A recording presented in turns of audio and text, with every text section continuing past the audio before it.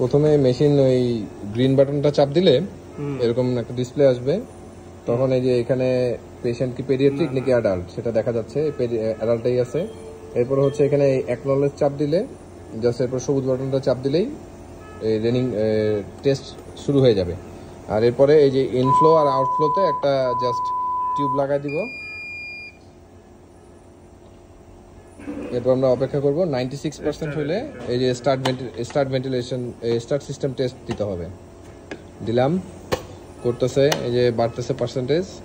এক সময় এসে বলবে যে ওই টিউবটা খুলতে, তখন আমরা টিউবটা খুলে দেব।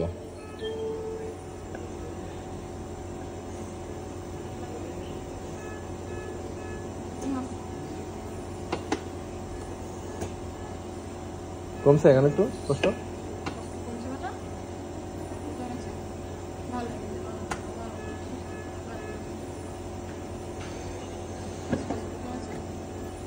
মা এখন একটু বাইরে থাকেন, সমস্যা নেই। একটু বাইরে থাকেন, আমরা ডাক দেবো, যখন লাগবে ডাক দেবো, বাইরে থাকেন।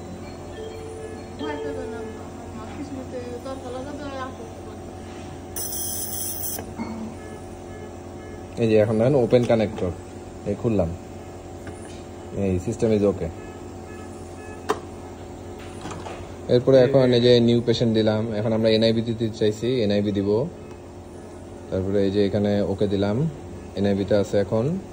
আর স্টার্ট বাই লেভেল, এই স্টার্ট হয়ে গেল।